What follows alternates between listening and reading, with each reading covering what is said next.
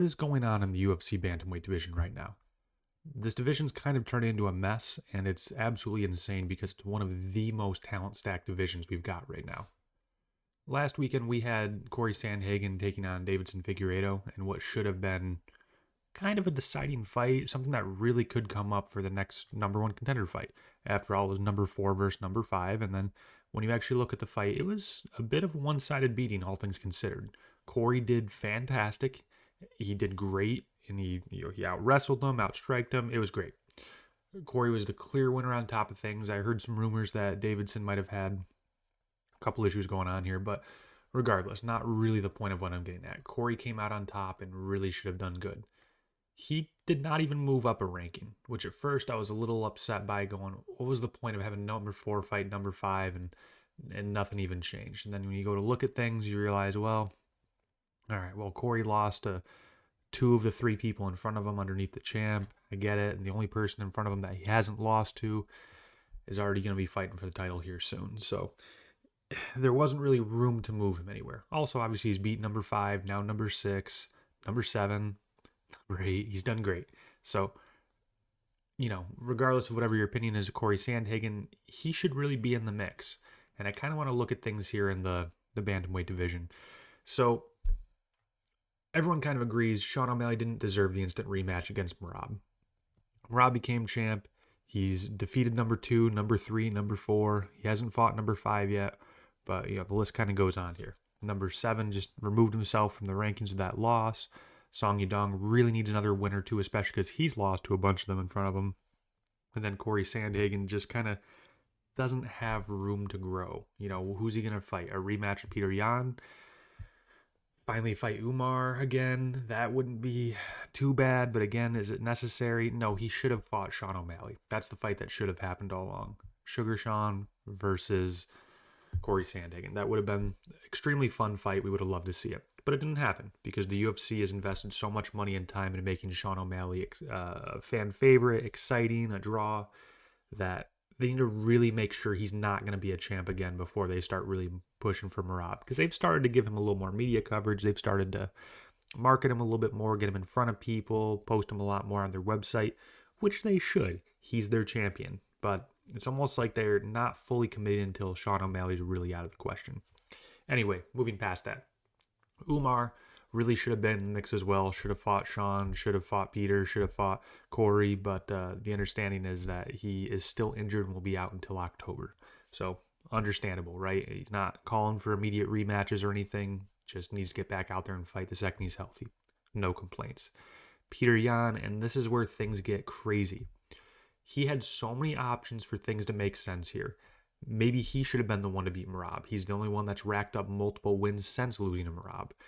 He lost to Sean O'Malley in a fight many think that he actually won. He has not fought Umar, who's not an option. He has beat Corey. He has beat Song. He has beat Davidson. He's done about everything he reasonably can do. So, what are the options? Have him fight Umar in October? Well, he said he didn't want to wait that long. Fair enough. Have him fight Sean O'Malley? Well, nope, he's fighting Merab. All right. Could have fought Corey Sandhagen again. Again, beat 5, 6, 7 is a rematch there, really making sense. Kind of hard to say. So what did they do? They gave him number 13. The big rumored fight, number 14 according to this ranking. I think it's 13 on the UFC ranking. He's going to be fighting Marcus McGee, apparently. This is still rumored. Nothing is out there for sure, but Peter has come out and said, yep, that's what we're looking to do here. That's crazy. I mean, I get it. He's 10-1. He's a little bit older, so he's a little bit of a vet, and they don't get too much time out of him. They got to push him while they can. But what happens coming up if Merab beats Sean O'Malley again? Who's he gonna fight? Just rematches over everyone. Maybe Corey Sandhagen at that point. I guess, right? I mean, Corey's coming off a win at number 5. He probably should get a chance to fight for the title. The only thing that kind of sucks is he's lost to the majority of people in front of him. And that's, not saying Corey's a bad fighter. This is just something that happens to him, where every time he gets into a big profile fight, he ends up losing it. This Davidson Figueiredo fight's kind of the closest thing, but honestly, I hate seeing it. All these guys are killer.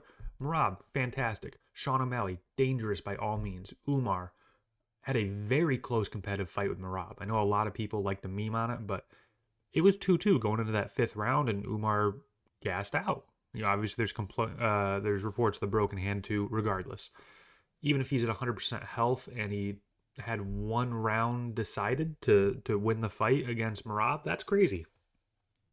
Peter Yan, amazing. Again, the only time he's really looked bad in recent history is against Merab, and he still did better than a lot of these other guys have. Song Yudong, he just feels like he needs to level up one more time to get to that level. Have him fight Davidson Figueiredo next. That'd be a great fight. Figueiredo, again, probably is going to stay around this top 10 mark going forward, if I'm being honest. You got Mario Batista. Nobody even wants to see him fight. It sounds awful. It's sad. I understand. But after the Aldo fight, people don't care. With that said, he is fighting Chino Vera next. Again, someone who's mostly a fan favorite as well. Both very slow starters for sure. That's going to be a fight you can tune into late, I guess. But again, then you got your Rob Fonts, and then you got Jose Aldo, Henry Cejudo. Again, how many of these people are even currently fighting? How many more fights are we getting out of them? It's kind of hard to say. The issue is that 135 is one of the best talent divisions in the UFC, but they're ruining it. We don't have fights going on. We don't have the right fights going on. Are we going to have the 125 champ come up and challenge for the belt? Maybe, but maybe he deserves it less than these other people that aren't fighting for the belt and aren't getting the shot to earn it because we're not fighting each other. It just seems like the UFC is really destroying the matchmaking here. And, Rob's likely not going to go up to 145 to challenge for the title. I understand that. It kind of stinks. Now, if Sean O'Malley does win, you got a plethora of things going on. Sean O'Malley could fight Peter Yan again in a rematch to kind of settle that one. You can finally get the Corey fight, which would be awesome. Him versus Umar would be great. It's kind of crazy, but for an entertaining fight perspective, you kind of want Sugar Sean O'Malley getting back up at the top. So who knows if that's going to happen. All I know is we got to get some other matchmakers going on in the room at the very least. But we'll see. Like I said, we've got June 7th coming up for their fight, and